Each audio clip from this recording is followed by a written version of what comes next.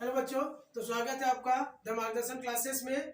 तो ये आपका यूजी सेमेस्टर 3 का है ना, सेक पेपर लेक्चर नंबर 3 है। क्या है? लेक्चर नंबर 3, सेक पेपर 3 मतलब कॉम्बिनेशन देखिए, आप सेमेस्टर 3 में हो, पेपर भी आपका 3 और ये लेक्चर नंबर 3। खैर छोड़िए, ये हमको पढ़ना है और ये लेक्चर सभी के लिए है, चाहे आर्ट्स के हो, कॉमर्स के हो या साइंस के, है ना। तो आप क्या करेंगे, आपको यदि आप इस वीडियो में पहली बार आए हो तो आप क्या करेंगे, इसके पहले का जो 2 लेक्चर हो चुका है, ठीक है, lecture number 1 and lecture number 2, आप उसको पहले या तो यूट्यूब से या देखिएगा प्ले स्टोर में हमारा एप्लीकेशन है द मार्गदर्शन क्लासेस, उसको डाउनलोड करिए। उसको डाउनलोड करने के बाद आप क्या करेंगे ना, 3 लाइंस दिखेगा ना कॉर्नर पे, उसको टच करेंगे तो वहां से ऊपर से सेकंड जो रॉ है उसमें आपको दिखेगा फ्री मटेरियल। फ्री मटेरियल को टच करेंगे तो उसके बाद ना आपको क्या हो जाएगा, आपको वहां 2 कॉलम ऐसे करके मिलेगा। एक मिलेगा आपको क्या, पीडीएफ का, पीडीएफ या डॉक्यूमेंट का, और एक क्या है, वीडियोज का। तो आप क्या करेंगे, यदि आपको पीडीएफ चाहिए, ठीक है, तो पीडीएफ को सेलेक्ट करेंगे। इसमें फिर और आगे फोल्डर बना हुआ है, तो आपको क्या देखना है, यूजी सेमेस्टर 3 खोज लेना। तो यूजी सेमेस्टर 3 में आपका ये सेक पेपर जो 2 लेक्चर हो चुका है उसका पीडीएफ अभी तक अवेलेबल है। और इसके बाद आज जब हम ये रिकॉर्ड कर लेंगे, इसके जस्ट बाद आपको इसका भी मटेरियल उसमें अवेलेबल हो जाएगा, ठीक है। और यदि आपको वीडियो चाहिए तो वीडियो सेक्शन में जाना है, और वीडियो सेक्शन में आपको 2 वीडियो, एक जो पहला लेक्चर का और दूसरा सेकंड वीडियो सेकंड लेक्चर का सेक पेपर का मिलेगा। इसके जस्ट बाद हम लोग थर्ड वाला भी अभी अपडेट कर देंगे। क्लियर है? ठीक है। और ये जानकारी जो है ज्यादा से ज्यादा शेयर करेंगे, ठीक है, ऐप के बारे में हो या कोर्स के बारे में हो, क्योंकि ये पूरा कोर्स क्या है आपका, फ्री है। तो फ्री है तो सबको बेनिफिट होना चाहिए। और आपको कोई भी यूजी के रिगार्डिंग है ना, मतलब जैसे आप ग्रेजुएशन सेमेस्टर 3 में हो, आपको किसी भी तरह का यदि दिक्कत आ रहा है कि सर हमको कुछ प्रॉब्लम हो रहा है, तो आप हमसे कांटेक्ट कर सकते हैं, ठीक है। ग्रुप के माध्यम से या कांटेक्ट नंबर के माध्यम से कांटेक्ट करेंगे, आपका जो भी इशू होगा उसको सॉल्व किया जाएगा, हम लोग कोशिश करेंगे, ठीक है। चलिए लेक्चर स्टार्ट करें हम लोग। हम लोग देखिए क्या पढ़ रहे थे लास्ट में, हम लोग पढ़ रहे थे ना, इम्प्लीकेशंस या कंडीशनल स्टेटमेंट, ठीक है। तो हम लोग क्या पढ़ रहे हैं, इम्प्लीकेशन, इम्प्लीकेशंस या इसी को हम लोग क्या बोले, कंडीशनल स्टेटमेंट पढ़ रहे हैं हम लोग। कंडीशनल स्टेटमेंट, कंडीशनल स्टेटमेंट ये हम लोग पढ़ रहे हैं। तो इसमें हम लोग ना पी देन क्यू का हम लोग पढ़े कल। हम लोग क्या पढ़े कि इफ और देन वाला, इफ डॉट देन मतलब क्या था, इफ पी, ऐसे इफ पी देन क्यू, ये हम लोग पढ़ चुके हैं।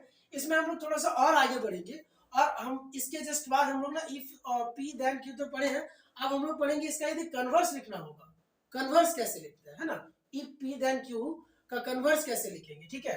तो इसी का है ना, यही इम्प्लीकेशन का हम लोग को क्या लिखना है, कन्वर्स लिख के दिखाना। तो देखिए कन्वर्स स्टेटमेंट क्या होगा,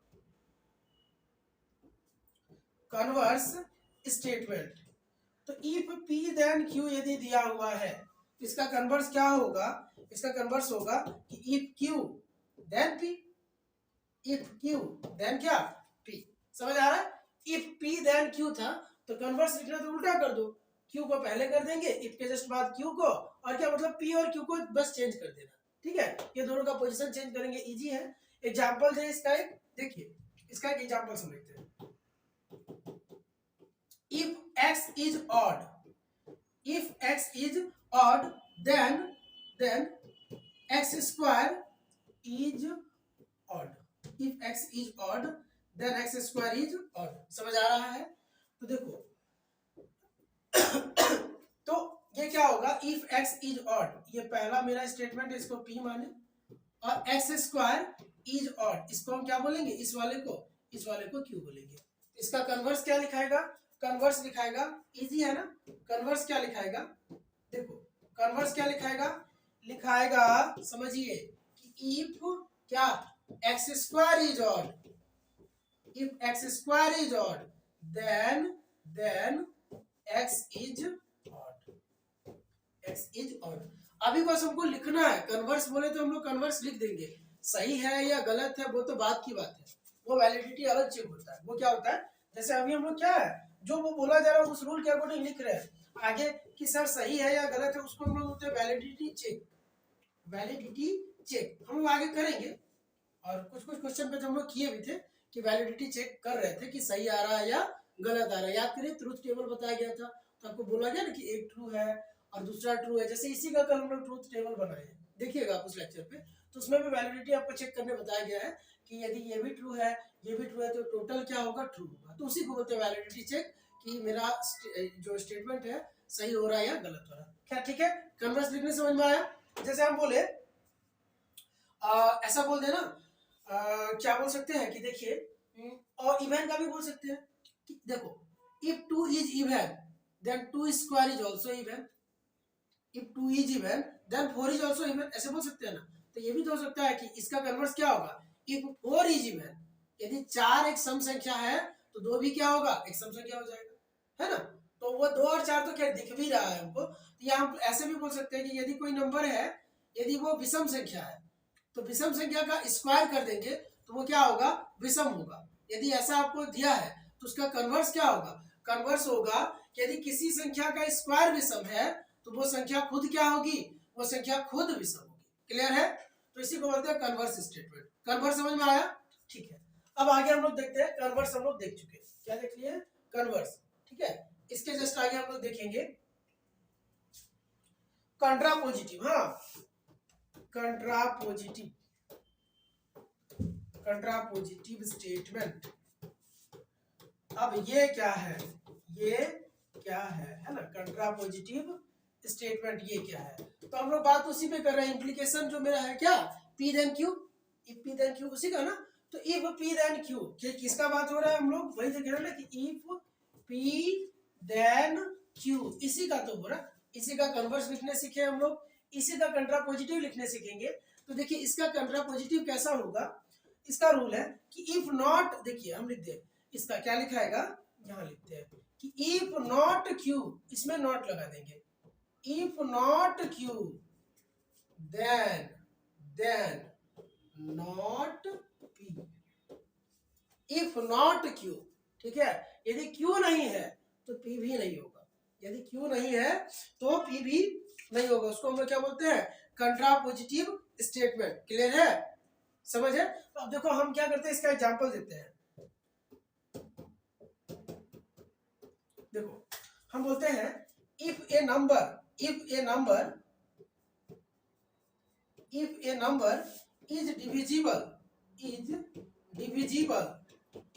divisible by 4, if a number is divisible by 4 then it is divisible by 2, then it is divisible by 2। बात समझिएगा, ठीक है।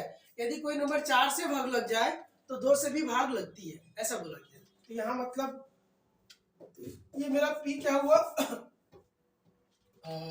ये p हो गया, है ना, ये क्या हुआ p, और दूसरा वाला हम लोग q भी ले लेते हैं। q क्या होगा, it is not divisible by 2, ये क्या हो गया मेरा, sorry it is divisible by q, ये क्या हो गया q। तो p और q आ गया, तो हम क्या लिखेंगे इसका, यदि हमको कंट्रापोजिटिव लिखना है तो हम क्या लिखेंगे, if a number is not divisible by 2 then it is not divisible by p। खत्म, दोनों में नोट लगा के पहले इसको लिखना है, पहले किसको लिखना है, q वाले को। तो हम क्या लिखेंगे, लिखेंगे इसका कंट्रापोजिटिव लिखाएगा, समझिएगा, कंट्रापोजिटिव, कंट्रापोजिटिव क्या लिखाएगा, if a number is not divisible by 2। अब पूरा इफ इट इज नहीं लिख देना, इट इज पता कैसे चलेगा, पहले नंबर ही लिखना है कि if a number is not divisible by 2, divisible not divisible है ना, div divisible by 2 then it is not divisible by 4। हो गया। यदि 2 से ही भाग नहीं लगे तो 4 से तो भाग लगेगा ही नहीं। ऐसे वैलिडिटी चेक पूछेगा कि सही है कि गलत है, कुल मिला के ये सही है, सेंस समझ के देखिए। आप ऐसे भी समझ के देखिए, यदि कोई नंबर, देखिए सही और गलत से हमको यहाँ कोई मतलब नहीं था, वो तो वैलिडिटी हम फिर बोलेंगे कि सही हो या गलत हो हम बाद में देख लेंगे। यदि आपको लिखना है कंट्रापोजिटिव तो रूल ऐसा है कि पहले दूसरे वाले का नोट लगा देंगे, फिर बाद में पहले वाले का नोट लगा देंगे, ठीक है। बाद में सही रहे, यहाँ संयोग बस ये सही निकल गया, यहाँ संयोग बस ये ऐसा होता भी है, ऐसा ये एग्जाम्पल ऐसा लिए है कि ये सच भी है कि यदि कोई नंबर 2 से ही भाग ना लगे तो 4 से लगने का तो सवाल नहीं ना उठता, ठीक है। खैर ये समझ में आया आपको। तो हम लोग ये क्या देख लिए जी, ये देखिए कंट्रापोजिटिव स्टेटमेंट लिखना, कंट्रापोजिटिव स्टेटमेंट लिखना। बहुत सारा एग्जांपल बनेगा, बस ये एग्जांपल आप रेफरेंस में रखेंगे। आगे हम क्वेश्चन भी डाले हुए हैं, आज हम लोग प्रैक्टिस क्वेश्चन भी करेंगे। और ये यही लेक्चर लास्ट है आपका, ठीक है, इस चैप्टर का। पहला जो हम बोले थे ना, पहला का सब हो गया टोटल। आज ही थोड़ा सा ये रह गया है तो हम बता देते हैं, बाकी उससे पूछिएगा नहीं, ठीक है, जहाँ तो उम्मीद है, क्योंकि आपका जो बुक फॉलो करना है उसमें नहीं दिया है। देखते हैं इसके आगे। इफ एंड ओनली इफ क्या होता है? इफ एंड ओनली इफ, ये जो इम्प्लीकेशन है, ये कैसा इम्प्लीकेशन है? इफ एंड ओनली इफ, हाँ ये कैसा है? तो इसको नेसेसरी एंड सफिशिएंट कंडीशन भी हम लोग बोलते हैं। क्या बोलते हैं? ये ऐसे भी लिखा था, देखिए, imply that and imply by, इसका सिंबल ऐसा होता है, इफ एंड ओनली इफ का ऐसा, ठीक है, imply that and implies by, if and only if, ठीक है। इसको क्या बोलते हैं? Necessary, necessary and sufficient condition, sufficient condition, मतलब दोनों तरफ का कंडीशन तो सही होना चाहिए, दोनों तरफ का कंडीशन सही होना चाहिए। बात समझ रहे हैं? दोनों तरफ का कंडीशन सही होना चाहिए। जैसे हम बोले, समझिए, जैसे हम एक एग्जांपल बोलते हैं कि यदि कोई संख्या सम संख्या है तो वो 2 से भाग लगेगी। बात समझिए, हम क्या लिखते हैं कि यदि कोई संख्या, क्या हिंदी लिखना है या लिखते हैं ना, even number, if a number is even, example लिखते हैं, if a number, if a number है ना, number is even, even then it is divisible, then it is divisible by 2। समझिए, यदि कोई संख्या सम संख्या है तो वो 2 से भाग लगेगी। तो हम इसको ऐसे भी तो बोल सकते हैं कि यदि कोई संख्या 2 से भाग लगे तो सम संख्या होगी, है कि नहीं? तो दोनों तरफ, इधर का मतलब उधर, उधर का मतलब इधर, ये है, समझ आ रहा है कि यदि ये पोर्शन सही है, 2 पोर्शन हुआ, पी और क्यू, क्या हो गया? तो हम इसको ऐसे भी लिख सकते हैं ना कि if a number, if a number, if a number is divisible by 2 then it is even number, then it is even number। तब ये क्या होगा जी? तब ये इवन नंबर होगा। बात समझो। तो क्या हुआ, ये दोनों तरफ का कंडीशन को बता रहा है कि ये हुआ, ये वाला है तो वो होगा, या वो है तो ये होगा। जैसे हम एक क्वेश्चन पूछते हैं आपसे, आप आंसर करेंगे कि देखिए, कोई बच्चा यदि जन्म से, समझिए, कोई बच्चा यदि जन्म से बहरा है तो क्या वो गूंगा होगा या नहीं होगा? ठीक है, अब ये नेसेसरी और सफिशिएंट है या नहीं है, बात समझिएगा। यदि कोई बच्चा जन्म से बहरा है तो वो गूंगा होगा या नहीं? तो बताइएगा। देखिए, कोई यदि बहरा है तो गूंगा होता है, लेकिन यदि कोई जन्म से गूंगा है तो बहरा होगा क्या? ये जरूरी नहीं है। गूंगा है तो बहरा नहीं होगा, लेकिन यदि बहरा है, शुरू से ही कुछ नहीं सुन पाया है ना, तो कभी बोल नहीं पाता है वो, ठीक है। तो ऐसा हम लोग क्या है, इसको नेसेसरी और सफिशिएंट नहीं बोलेंगे। क्यों? क्योंकि इसका मतलब वो, लेकिन उसका मतलब ये नहीं हो रहा है, लेकिन यहाँ वैसा हो रहा है, ठीक है, यहाँ दोनों कंडीशन में वैसा हो रहा है, ठीक है। तो इसी को बोलते हैं हम लोग if and only if condition. क्या बोलते हैं? If and only if condition. और एग्जांपल हम दे सकते हैं, देखिए,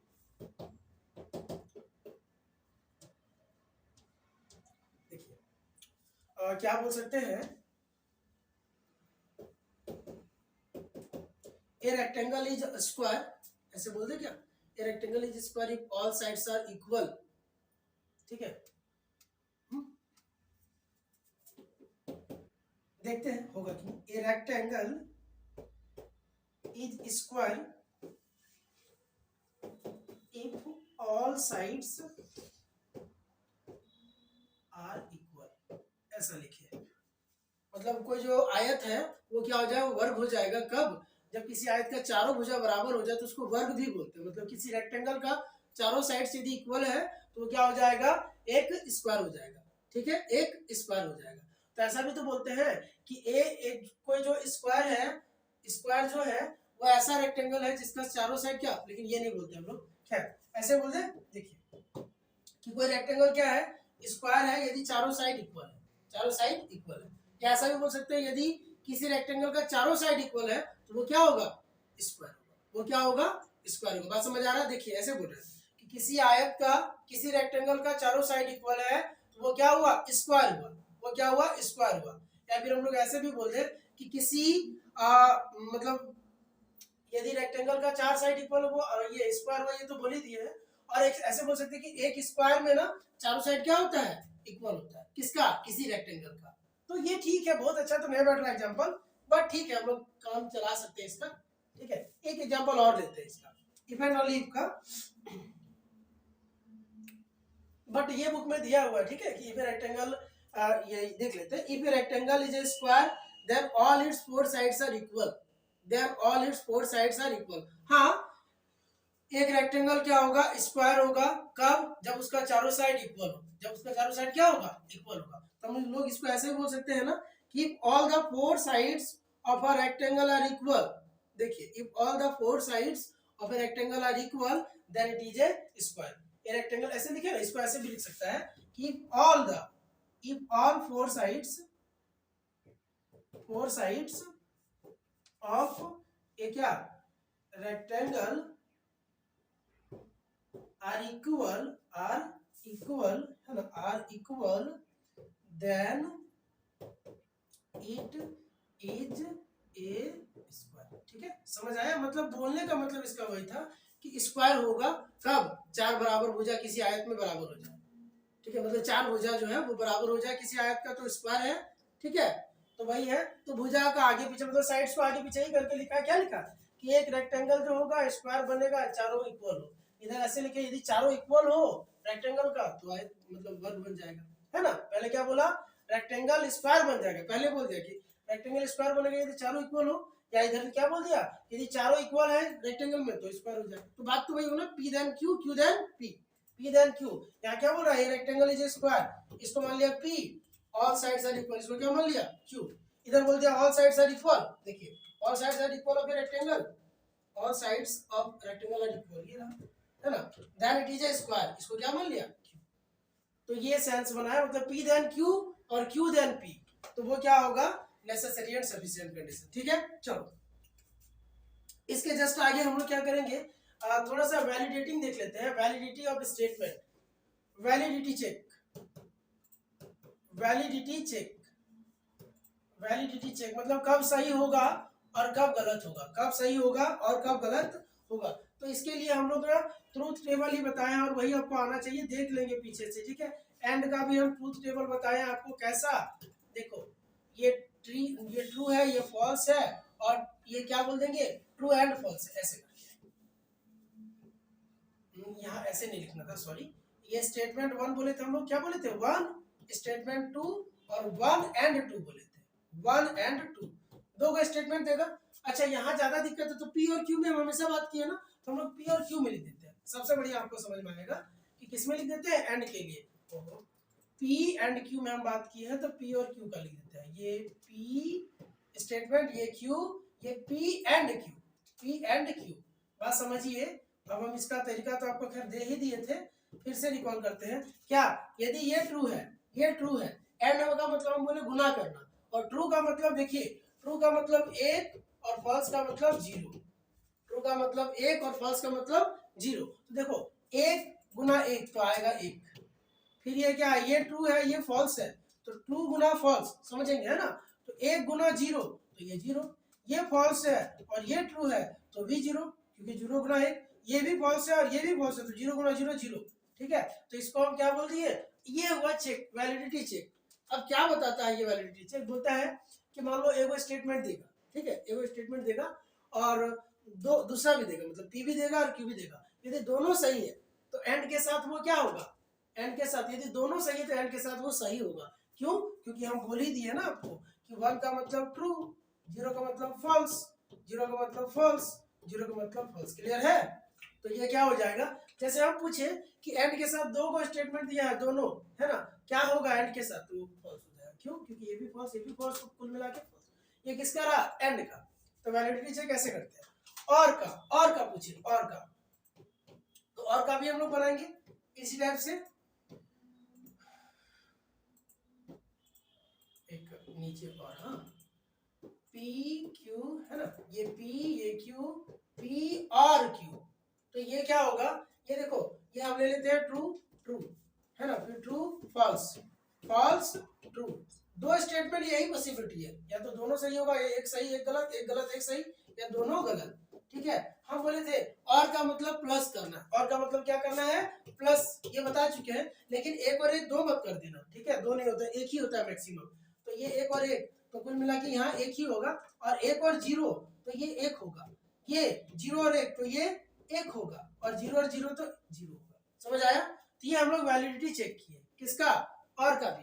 फिर हम लोग ये इम्प्लाई दैट का भी कर चुके हैं कल, पी इम्प्लाइज क्यू का। क्या एग्जांपल लिए थे, याद करके आप उसको देख लेंगे। उससे हम कल एग्जांपल लिए कि यदि आप पढ़ोगे, कोई पढ़ेगा तो पास करेगा, ठीक है, क्योंकि मेरे पास ज्यादा समय नहीं है और आज इसको कंप्लीट करना है, हम लोग प्रैक्टिस करेंगे आगे, ठीक है।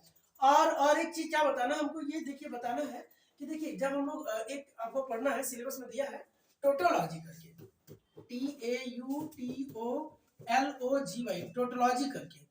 तो टोटोलॉजी क्या होता है ना, कि जब हम राइट साइड ऐसा ऑपरेशन करने के बाद ये जो किए ना, इसके बाद किसी में यहाँ तो नहीं हो रहा, इसमें है ना, या फिर इसमें, या वो जो देगा उसके अनुसार यदि सब ट्रू हो जाए, सब क्या हो जाएगा राइट साइड में, है ना, ये P दिया है, Q दिया है, और P का अब ऑपरेशन अभी हम नहीं देते हैं, Q दिया है, ठीक है, कुछ दिया होगा, कोई भी ऑपरेशन क्वेश्चन में दिया रहेगा, और यदि सबका रिजल्ट समझिए, ये भी ट्रू, ये भी ट्रू, ये भी ट्रू, ये भी ट्रू, सब ट्रू हो जाए, सब ट्रू हो जाए, तो अब क्या होगा, सबका रिजल्ट क्या हो जाए, ट्रू हो जाए, तो हम लोग उसको बोलते हैं टोटोलॉजी। जैसे इस एग्जांपल में समझो, इसमें यदि इसको छिपा दे, बोले ना कि फॉल्स का चांस नहीं है, दोनों फॉल्स कभी नहीं होगा, यदि ऐसा कंडीशन डाल दे तो देखिए तीन ही बनता और तीनों ट्रू था, तो उस टाइम पे ये क्या कहलाता, एक टोटोलॉजी कहलाता। क्लियर है? चलो आगे बढ़ते हैं।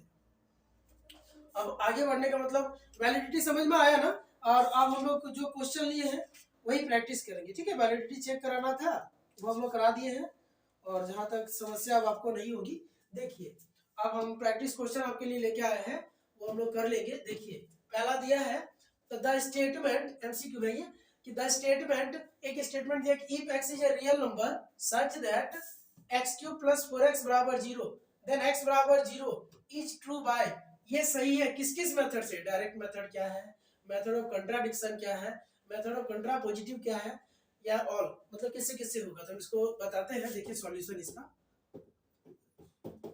देखिए क्या दिया है, x³ + 4x = 0, इसको सॉल्व करेंगे तो x कॉमन आएगा, x² + 4 = 0 होगा ना, तो यहां से क्या मिलेगा, x = 0 मिलेगा कि नहीं, x = 0 तो मिल रहा है। तो ये क्या बोला है, ये बोला है कि x³ + 4x = 0 then x = 0 true है, x = 0 ट्रू है, तो ट्रू तो है, इसको हम लोग बोलते हैं डायरेक्ट मेथड। अभी हम लोग इसमें कुछ ज्यादा दिमाग तो लगाए नहीं, डायरेक्टली किए, तो ये क्या है, डायरेक्ट मेथड, समझिएगा। तो डायरेक्ट मेथड से तो ये सही है बाबू, चलेगा। मेथड ऑफ कंट्राडिक्शन से बोल रहा है, तो भी चेक करके देखते हैं, बी ऑप्शन चेक करके हम लोग देखते हैं। कंट्राडिक्शन मतलब क्या होता है, कि हम लोग उसका उल्टा मान लेते हैं, कंट्राडिक्ट करना मतलब क्या, उल्टा मान लेते हैं। बोला x = 0, हम मान लेते हैं कि लेट x ≠ = 0 मान लेते हैं, और मान लेते हैं कि चलो x कोई p नंबर है जहां p 0 नहीं है उसके बराबर है, तो अब ठीक है, x 0 तो नहीं है, कोई बात नहीं, लेकिन x इसका रूट तो है, क्यों, क्योंकि x³ + 4x = 0 दिया, तो हम लिखेंगे कि सिंस दिया तो है जी कि x³ + 4x = 0, बात समझना, इसका मतलब क्या होगा, x की जगह p रख देंगे, p³ + 4p = 0 होगा। फिर हम p कॉमन ले लेंगे, p कॉमन लेंगे तो p² + 4 = 0 होगा। तो ये बोला है, बट हम लोग लेके चले हैं कि p ≠ 0, तो इसका मतलब होगा, इसका मतलब है हम यहाँ इम्प्लाई देयरफॉर जरूर p² + 4 0 होगा। क्यों, समझिए, देखिए समझिए, हम बोल रहे हैं ये एगो नंबर है और ये दूसरा नंबर है, और दो नंबर का प्रोडक्ट मतलब गुना करने पर 0 कब आता है, जब क्या हो, दोनों में से कोई एक नंबर 0 हो या दोनों 0 हो। तो यहाँ हम बोल दिए हैं कि ये वाला 0 नहीं है, हम मान के चल रहे हैं कि ये 0 नहीं है, तो जरूर ये 0 होगा, तभी ना दोनों को गुना करेंगे तो 0 होगा। और यदि ये 0 होगा, आप बात समझना, कोई भी नंबर लो, कोई भी नंबर, उसका स्क्वायर करेंगे और उसमें 4 जोड़ेंगे, रियल नंबर का बात कर रहे हैं, किसी भी रियल नंबर में, क्योंकि रियल पर ही बात किया है ये क्वेश्चन का, कोई भी रियल नंबर उसका स्क्वायर करेंगे तो और उसमें 4 जोड़ेंगे तो कभी 0 नहीं आएगा, संभव ही नहीं है। कुछ भी ले लो, -2 लेना ले लो, -2 का स्क्वायर क्या आया, 4, और 4 जोड़ेंगे तो 8 ना हो जाएगा, 0 तो नहीं होगा, तो ये पॉसिबल ही नहीं है। मतलब हम जो लेके चले वो गलत होगा, ये तो जीरो होगा ही नहीं। इसका मतलब जरूर यही जीरो होगा, मतलब जो हम लोग माने हैं वो गलत हो गया, जो हम लोग माने हैं ना ये वाला, ये रॉन्ग मान लिए, तो कंट्राडिक्शन से भी होगा, इसलिए मेथड ऑफ कंट्राडिक्शन से भी ये होगा। तीसरा क्या बोल रहा है, मेथड ऑफ कंट्रापोजिटिव। कंट्रापोजिटिव क्या होता है ना कि हम मान लेते हैं, देखिए ये एक स्टेटमेंट है कि इतना जीरो होगा कब, जब ये जीरो होगा, मतलब ये यदि जीरो है तो ये जीरो होगा, तो ये पी हुआ मेरा और ये क्या हुआ क्यू, ये तो शुरू से चलता है, देन के बाद वाला को क्यों लेते हैं, तो हम लोग बोलते हैं कंट्रापोजिटिव में क्या होगा, इफ नॉट क्यू, समझिए हम बोले थे ना कंट्रापोजिटिव में क्या लेना है, नॉट क्यू, तो एक्स नॉट जीरो तब नॉट पी होगा, एक्स नॉट जीरो, यदि एक्स जीरो के बराबर नहीं है तो ये भी जीरो के बराबर नहीं होगा। बात सही है कि गलत है, सही बोल रहे हैं ना, देखिए इफ एक्स जीरो नहीं होगा तब तब ना ये भी जीरो नहीं होगा, क्या एक्स क्यूब प्लस 4x बराबर जीरो, क्यों क्यों क्यों क्यों बताइए क्यों, क्योंकि अभी हम लेके चल रहे थे कि x यदि जीरो नहीं है, x यदि जीरो नहीं है तो ये ना x यदि जीरो नहीं है तो ये पूरा जीरो नहीं आ रहा था, क्यों, क्योंकि यदि ये जीरो नहीं है और ये तो जीरो होगा ही नहीं, तो यदि दोनों जीरो नहीं है तो दोनों को गुना करने पर तो जीरो नहीं होगा, नहीं ना होगा, तो इसका क्या मतलब है कि ये कंट्रापोजिटिव से भी सही है, कंफ्यूज नहीं होना। सुनो, यदि ये जीरो नहीं है, इस वाले दूसरा नंबर को हम बताते हैं, यदि ये जीरो नहीं है, लेकिन हम दूसरा नंबर में बोले थे कि ये पूरा जीरो है, दूसरा नंबर में हम क्या बोले थे, पूरा जीरो है, इसीलिए मेरा जो मान्यता था कि ये जीरो नहीं होगा उसको हमको काटना पड़ा, क्यों, क्योंकि ये पूरा जीरो तभी हो सकता है जब ये जीरो होगा, ये तो फिक्स हो गया कि ये जीरो नहीं होगा, यहाँ भी नहीं इस वाले में भी नहीं होता, तो इसलिए क्योंकि ये यहाँ फिक्स कर दिया था कि कुल मिला के ये जीरो है ही है, तो यदि ये जीरो है तो ये वाला जीरो होगा, लेकिन यदि हम ऐसा बोले कि यदि ये जीरो नहीं है, ये वाला है ना, तो ये जीरो नहीं है और ये तो जीरो होगा ही नहीं, तो कुल मिला के दोनों का गुना क्या होता, वो भी जीरो नहीं होगा, तो इसका मतलब कंट्रा ये वाला पॉजिटिव वाला से ये जीरो हो जाएगा। यदि समझ नहीं आया तो हमको मैसेज कर देना, ठीक है, हम देखेंगे, हमको ये हम कोशिश तो खूब की है इसमें कि आपको ये दिक्कत नहीं हो, दूसरा और तीसरा में कंफ्यूज नहीं होना, ठीक है। कंट्रा पॉजिटिव का मतलब वो बोल दिया कि चलो ठीक है, तुम बोल रहा है कि दोनों में से कोई जीरो नहीं है ना, ये जीरो नहीं है, उसका तो बात ही नहीं करते, ये तो फिक्स हो गया कि जीरो नहीं होगा, कभी नहीं होगा, तो बोल रहा यदि ये जीरो नहीं है, यदि ये जीरो नहीं है तो पूरा वाला जीरो होगा क्या, पूरा वाला जीरो नहीं होगा, पूरा वाला जीरो नहीं होगा, तो मान लिए चलो बात सही बोल रहा है, लेकिन ऐसा बोलता कि ये जीरो नहीं है और पूरा वाला जीरो है, तो हम बोलते तुम सही नहीं बोल रहा है, एकदम सही बात नहीं है, तब उसको मानना पड़ेगा कि अच्छा चलो इसको जीरो कर दे, इसलिए दूसरा में इसको जीरो कर दिया तो काम हो गया, और तीसरा में हम बोलते कि यदि ये जीरो नहीं हो तो ये जीरो नहीं होगा, ठीक है, तो ये तीनों काम मेरा हो गया, इसीलिए ऑल सब सही, ठीक है। चलो ऐसा एमसीक्यू है तो कर लेना, ये ऐसा कम चांस है लेकिन आए तो हम बना दिए, ठीक है, मतलब बुक में है तो हम बना दिए आपको।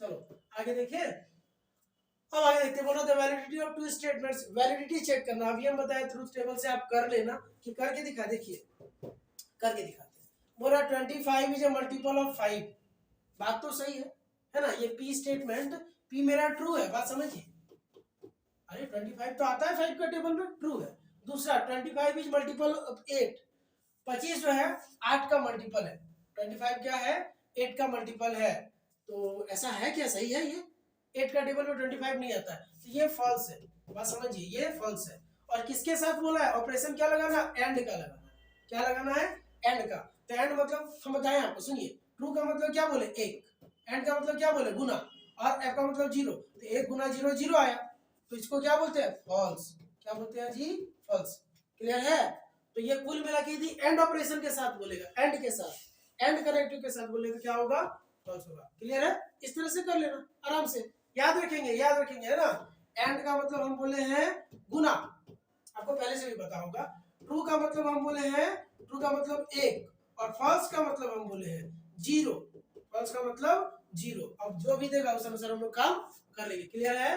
चलिए दूसरा क्वेश्चन देखते हैं, और मजा आने वाला आपको इसमें, अभी देखिए ये दिया है, for any real number a and b, a square बराबर b square imply that a बराबर बी, ये सही है या नहीं है, ये आपको सोचना है, समझिए, देखिए थोड़ा सा, ए स्क्वायर बराबर बी स्क्वायर, तो बोल रहा है कि ए बराबर बी हो जाएगा, यदि इतना है देन इतना, यदि ये है सही देन ये सही होगा, वो आपको पूछ रहा है, तो हम देखते हैं ना, समझिएगा, और ये देखो, माइनस एक ले लो, माइनस एक का स्क्वायर एक आता है, एक का स्क्वायर भी एक आता है, समझेंगे।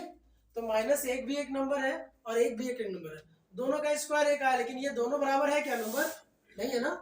माइनस एक का स्क्वायर एक आता है, प्लस एक का स्क्वायर एक आता है, लेकिन माइनस एक और एक बराबर है क्या? नहीं है। तो ये क्या होगा? ट्रू नहीं होगा, नॉट ट्रू। क्लियर? चलो आगे, which of the following statements are true and which are false. यहाँ भी वैसा कुछ पूछा है। अच्छा, ट्रू फॉल्स में बहुत सारा स्टेटमेंट है, हम लोग देखते हैं। पहला बोल रहा है each radius of a circle is chord of a circle. अब थोड़ा सा समझिए, ये सर्कल बना देते हैं इधर ऐसा। तो बोल रहा है कि देखो, कॉर्ड मतलब क्या? जीवा बोलते थे हम लोग, है ना। कॉर्ड मतलब क्या? जीवा। जो सबसे बड़ी जीवा क्या है? व्यास, जिसको बोलते हैं डायमीटर। ये कॉर्ड है, देखो ये कॉर्ड है ना। तो कॉर्ड ये हो गया, लेकिन ये कॉर्ड तो होता है, ये भी कॉर्ड होता है, ये भी कॉर्ड होता है, ऐसे भी कॉर्ड बोल सकते हैं, ऐसे भी कॉर्ड बोल सकते हैं। दो पॉइंट को, ये जो है ना पेरीमीटर का, दो पॉइंट को क्या करे? बस वो कनेक्ट करे, वो कॉर्ड कहलाता है। तो बोल रहा है each radius of a circle, जितना रेडियस होता है सर्कल का सब कॉर्ड होता है। ये रेडियस देखते हैं, दूसरा पहले ले ले, रेड। ये एक रेडियस बना, तो ये क्या कॉर्ड है क्या? देखो ना, ये सेंटर है और ये पेरीमीटर है। हम बोले ना, यहाँ जो सर्कमफेरेंस है, मतलब जो परिधि होता है, परिधि जो है ये से ये दो पॉइंट को कनेक्ट करना चाहिए परिधि की परिधि। ऐसा तो नहीं है, ये तो यहीं रुक गया, तो ये तो नहीं होता। ये क्या होगा? फॉल्स है। ये क्या है जी? फॉल्स है। कैसे लिखे? ये फॉल्स। क्या होगा? फॉल्स। क्लियर? दूसरा, the centre of a circle bisects each chord of the circle. अच्छा, बोल रहा है सेंटर जो होगा किसी सर्कल का, सेंटर जो होगा किसी सर्कल का, वो बाइसेक्ट कर देगा। ठीक है, the centre of a circle bisects each chord. हर एक कॉर्ड को दो भाग में, दो इक्वल भाग में बांटेगा क्या? नहीं, ये सेंटर है, समझो। ये कॉर्ड है ना, इसको दो बराबर भाग में बांटता है, बाकी को नहीं, बाकी को नहीं। ठीक है, बात ध्यान रखेंगे, सिर्फ किसको? सिर्फ डायमीटर को करता है, बाकी को नहीं। तो ये क्या होगा? देखो वो क्या बोल रहा है कि जो सेंटर होता है, जितना कॉर्ड बनेगा सर्कल का, अरे ये भी एक कॉर्ड है, एक जीवा ये भी तो है, एक जीवा ऐसा भी बना देते हैं।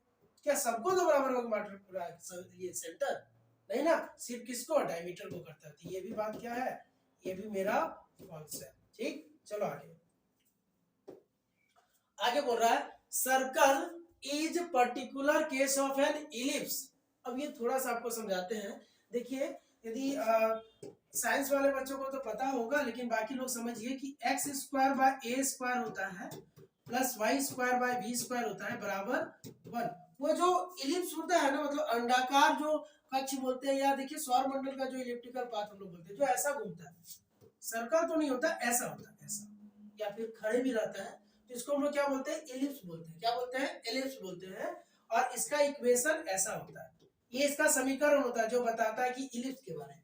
क्या बताता है? इलिप्स के बारे में। तो इसमें यदि ना हम लोग ये बोला है कि circle is a particular case of N ellipse, मतलब इलिप्स का इक्वेशन में यदि कोई इलिप्स का इक्वेशन को कभी किसी पॉइंट पर फिक्स किया जाए, किसी भी पॉइंट पर, तो एक सर्कल दे सकता है। यही क्वेश्चन का मतलब है, पर्टिकुलर केस। पर्टिकुलर मतलब किसी एक पर्टिकुलर पॉइंट पर वो सर्कल बन सकता है। तो देखो, ए के जगह भी एक रख दो और बी की जगह भी एक रख दो, तो बन जाएगा एक्स स्क्वायर बटा 1 और वाई स्क्वायर बटा 1 बराबर 1। मतलब x square plus y square का वैल्यू जो होगा, सॉरी, हाँ ये रहा एक्स स्क्वायर, हाँ ठीक है, x square plus y square का वैल्यू क्या होगा? 1 होगा। क्या होगा? X square plus y square का वैल्यू क्या होगा? 1। और x square plus y square, तो याद रखेंगे, थोड़ा सा हम बताते हैं आपको। देखिए, हम लोग पढ़े हैं सर्कल के लिए कि x माइनस एच का स्क्वायर प्लस वाई माइनस के का होल स्क्वायर बराबर यदि आर स्क्वायर रहे, तो यहाँ सेंटर होता है h और k। सेंटर क्या होता है? h और k। और रेडियस होता है जी, रेडियस होता है 1। तो ये जो हम इक्वेशन लिखे हैं ना, ये वाला x square plus y square, इसको हम लिख सकते हैं। देखिए, x square plus y square बराबर 1 को हम लोग लिख सकते हैं ऐसे, इधर लिखिए थोड़ा सा, हाँ, एक्स माइनस 0 का स्क्वायर प्लस वाई माइनस 0 का स्क्वायर बराबर 1 का स्क्वायर, मतलब 1। तो देखो, h की जगह क्या है? h की जगह है, समझो, 0, k की जगह भी 0, तो सेंटर होगा 0 0। और रेडियस क्या होगा? रेडियस होगा जी राइट साइड वाला 1। रेडियस क्या होगा? 1। तो देखो, ये एक सर्कल बना के देगा जिसका सेंटर यहाँ पे, इधर एक एक, चारों तरफ एक, तो ये एक सर्कल बना के देगा। कब? जब हम लोग 1 रख देंगे। मतलब ऐसा है कि इलिप्स क्या है, इलिप्स को हम लोग बोल सकते हैं कि एक पर्टिकुलर केस है किसका, सर्कल का, बोलने का यही मतलब हुआ। ठीक है, समझ आया कि ये इलिप्स का इक्वेशन था। यदि यहाँ ए और बी की जगह एक एक रख देंगे तो ये एक सर्कल बना देगा। क्या बनाएगा? सर्कल। तो ये सही है, तो ये क्या है, सही है। ठीक है, ये क्या हो गया, ये ट्रू है। आपको थोड़ा ध्यान रखना है, ये क्या है, टी आर हम लिखे हुए ऐसे। ठीक है, T R you E, true. ठीक, पूछ सकता है ये क्वेश्चन, इसलिए हम इतना डिटेल से गए। अब यहाँ पे थोड़ा सा आता है कि if x and y are two integers such that x, इसको क्या पढ़ते हैं, x ग्रेटर देन y, मतलब x बड़ा है y से, तब ये वाला होगा या नहीं होगा, पूछ रहा है। मतलब इनइक्वालिटी का रूल। तो एक थोड़ा सा ध्यान रखिएगा, यदि आपको नहीं आता तो हम यहाँ लिखते हैं। देखो, हम बताए थे इनइक्वालिटी पढ़ते हैं ना इसको, तो इनइक्वालिटी में यदि दोनों तरफ किसी नेगेटिव नंबर से मल्टीप्लाई करेंगे या डिवाइड करेंगे, बस यही रूल था और कुछ नहीं, बाकी तो सेम चलता है कि मल्टीप्लाई करेंगे माइनस वाला नंबर से या डिवाइड करेंगे माइनस वाला नंबर से, तो इनइक्वालिटी का साइन तो उल्टा हो जाएगा। क्या हो जाएगा? उल्टा हो जाएगा। तो बात समझिए, हम क्या कर रहे हैं, दोनों तरफ माइनस से किए। किससे किए? देखिए, माइनस एक्स माइनस वाई, क्या कर दिया, माइनस से मल्टीप्लाई किया। किससे किया है? माइनस से मल्टीप्लाई किया। तो ये क्या हो जाएगा, ये इनइक्वालिटी का साइन चेंज हो जाएगा। तो हुआ है, तो ट्रू होगा या फॉल्स होगा, ये बताएंगे। बताइए, रूल तो आपको बताया गया है, कर लेंगे। ये क्या हो जाएगा, ये स्टेटमेंट मेरा ट्रू होगा या फॉल्स होगा? ठीक है, ट्रू होगा या फॉल्स होगा, बताइए। ट्रू होगा ना? ठीक है, तो ये था हम क्वेश्चन और हम लेके आए हैं। ठीक है, लास्ट क्वेश्चन है क्या? हाँ, ये तो आप ऐसे भी जानते हो कि रूट 11 क्या है, एक रैशनल नंबर है कि इरैशनल नंबर है। या रैशनल लिखा हुआ है तो रॉन्ग होगा, तब तो फॉल्स होगा। यदि इरैशनल लिखा है तो राइट होगा। ठीक है, चलो फिर आगे क्या बोला है, आगे देखो दिया है कि 80 is a multiple of 5, 80 is a multiple of 4। तो बोल रहा है into compound statement using and. ये इसका कंपाउंड स्टेटमेंट लिखना है। लेक्चर 1 में ही हम ये बता दिए क्या करना है कि 80 is a multiple of 5 and 80 is a multiple of 4। हो गया कंपाउंड स्टेटमेंट, लिख लेंगे, एंड से जोड़ दो बस। आगे क्या था, आगे है 25 इज ए मल्टीपल ऑफ 5 और दूसरा वाला Q 25 is a multiple of 8। अभी हम ये बताएं भी शायद, है ना। तो बोल रहा है पहले कंपाउंड स्टेटमेंट लिखो, लिख लेंगे ना कि 25 is a multiple of 5 and 25 is multiple of 8। उसके आगे वैलिडिटी चेक अभी तो किए थे, क्या आ रहा था, एंड लगा हुआ तो फॉल्स आ रहा था। यार देखिए ना, हम ये किए हुए, देखिए ये तो अभी हम लोग किए, ये शायद था, है ना, यही तो क्वेश्चन था। 25 is a multiple of 5 and 25 is multiple of 8, ये ना फॉल्स आ रहा था। ठीक है, तो वो कर लेंगे ना। चलिए, यही था कि, चलिए आगे क्या दिया, square of an integer is positive और नेगेटिव। किसी इंटीजर का, ठीक है, इसका check the validity of statement और लगा हुआ है, ध्यान देना। Square of an integer is positive, दूसरा वाला square of an integer is negative. तो हम ये करके दिखाते हैं, और वाला क्वेश्चन नहीं किया ना तो करके दिखाते हैं। देखिए, और का मतलब प्लस, और का मतलब प्लस, समझिएगा। और ये तो ठीक है, और दो स्टेटमेंट दिया है। एक क्या दिया, square of an integer is positive. देखिए, तो किसी इंटीजर मतलब पूर्णांक का जब हम वर्ग करते हैं तो पॉजिटिव आता है, ये बात तो सही है, ट्रू। दूसरा बोल रहा है square of an integer is negative. नहीं, किसी भी इंटीजर का स्क्वायर करेंगे ना वर्ग तो माइनस में नहीं आता, तो दूसरा वाला फॉल्स है। तो ट्रू को बोले थे 1, फॉल्स को बोले थे 0।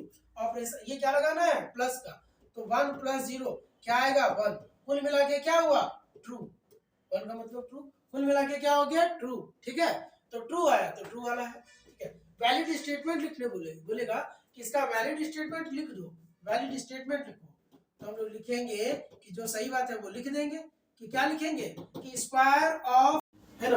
तो क्या होगा, इसका वैलिड स्टेटमेंट क्या लिख लेंगे हम लोग कि square of an integer is क्या, square of an integer, square of an integer is positive. ठीक है, square of an integer is positive. Clear है। अब हम लोग आगे देख लेते हैं।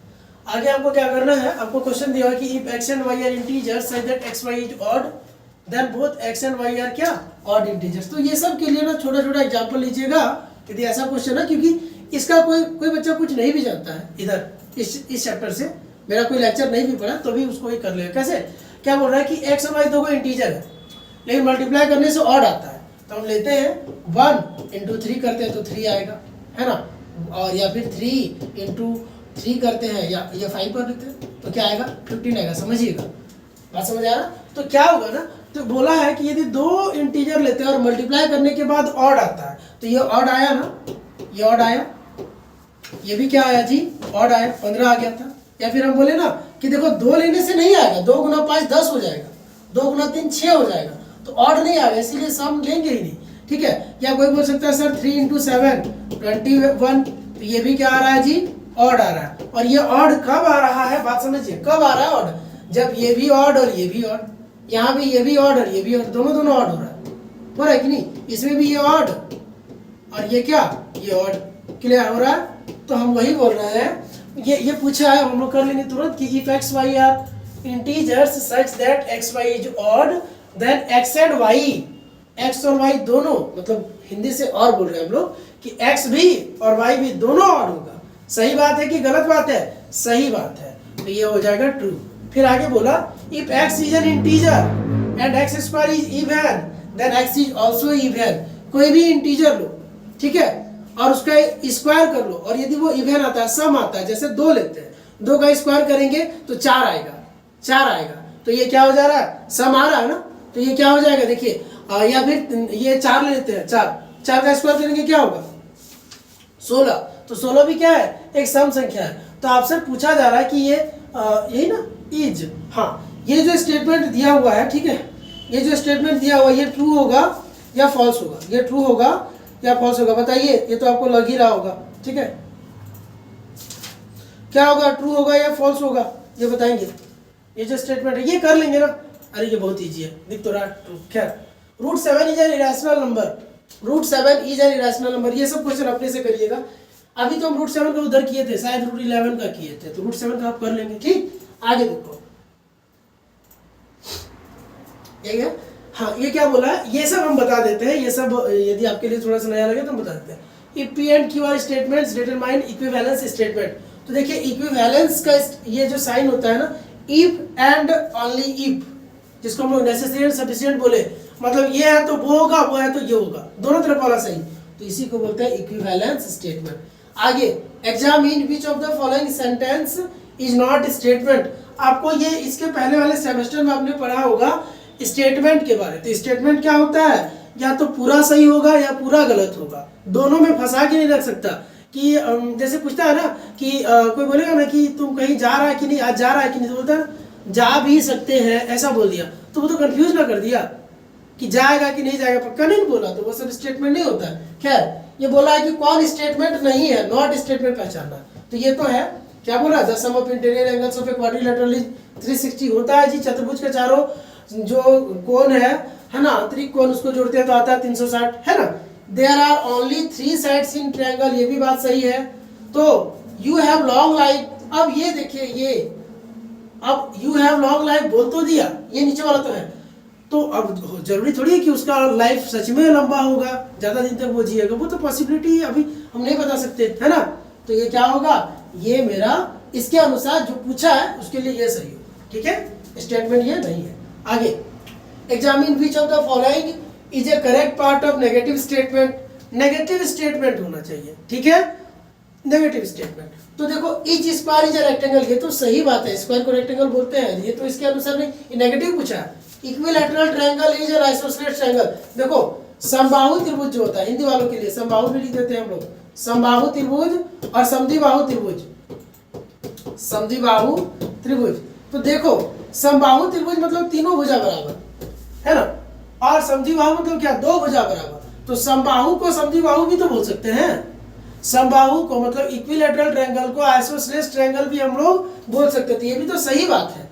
तो फिर क्या, ये बोला 3 + 5 8, 8 ना 9 से छोटा, मतलब 9 से बड़ा नहीं है, ये बोल रहा 8 जो है ग्रेटर देन 9, छोटा है। लेकिन यहाँ पूछा नेगेटिव स्टेटमेंट है, तो ये स्टेटमेंट, लेकिन उल्टा बोल रहा है, इसलिए ये नेगेटिव स्टेटमेंट होगा, क्लियर, इसलिए क्या होगा, नेगेटिव स्टेटमेंट होगा। आगे, the opposite statement of P implies Q is, P implies that Q दिया है, इसका ऑपोजिट क्या होगा, P implies Q कर रहा है, तो इसका पोजीशन इंटरचेंज कर लो, Q implies P, किधर, ये ऑप्शन बी, यदि P implies Q है तो Q implies P इसका होगा। ठीक, एक लास्ट क्वेश्चन ये रहा, examine beach of the following sentence is statement, कौन स्टेटमेंट है, ठीक ना। तो देखो डोर क्लोज, गेट बंद हो गया, ये सब ऑर्डर, कमांड, ब्लेसिंग है ना, या एक्सक्लेमेशन, समझिएगा, जिसमें हम लोग ना आश्चर्यचकित होते हैं, वो सब यदि आश्चर्यचकित करने वाला कोई वर्ड पहले हो, या फिर ब्लेसिंग बोल सकते हैं ना हम लोग कि चलो ठीक है, दुआ बद्दुआ जो भी है वो सब रहता है, ये ऑर्डर कमांड, तो ये सब मेरा स्टेटमेंट नहीं होता, तो ये तीनों तो वैसा ही है, तो ये मेरा स्टेटमेंट है। क्लियर है कि नहीं है? किसी को कोई दिक्कत है तो बोलो। अब बोल कैसे सकता, लाइव क्लास नहीं है, अच्छा लाइव क्लास भी देंगे तब होगा, ये रिकॉर्डेड क्लास है, बोलने का मतलब आप मैसेज कर सकते हैं, ठीक है, आप मैसेज कर सकते हैं, इसमें कोई दिक्कत आपको नहीं है, ठीक है। चलो क्लियर ना, सब हो गया आपका, हम लोग कवर कर दिए है ना। हम एमसीक्यू भी 2 आपको ऐसे छोड़ दिया बनाने के लिए, खैर इसको तो बता ही दी थी, कोई भी कर लेगा ये, है ना, ये तो ट्रू बोले नहीं, ठीक किया क्या, ट्रू ये होगा ही, और ये रूट 7 इज इरेशनल नंबर, बात ये भी सही है, ठीक है। तो इस टाइप से हम लोग आज ये जो हमारा पहला जो चैप्टर था जिसको हम लोग चैप्टराइजेशन किए थे, और पहला हम लॉजिक बोले थे, तो लॉजिक मेरा आज इस ये 3rd लेक्चर में कंप्लीट हो गया। आप लोग प्रैक्टिस क्वेश्चन भी डाल दिए, हाँ कोशिश करेंगे एक आपका और थोड़ा सा हम लोग एमसीक्यू बना के यही ऐप में हम डाल देंगे, ठीक है, वो आप प्रैक्टिस करोगे, या हम उसका नीचे आंसर भी दे देंगे, जब होगा तब, अभी तुरंत नहीं होगा, 1-2 दिन बाद हम उसको कर देंगे, ठीक है। आपका काम है वीडियो को थोड़ा ज़्यादा शेयर करेंगे, ठीक है, अच्छा लगे तो वीडियो को आप इसको फैला दो, ठीक है। थैंक यू, आज के सेशन में ये था।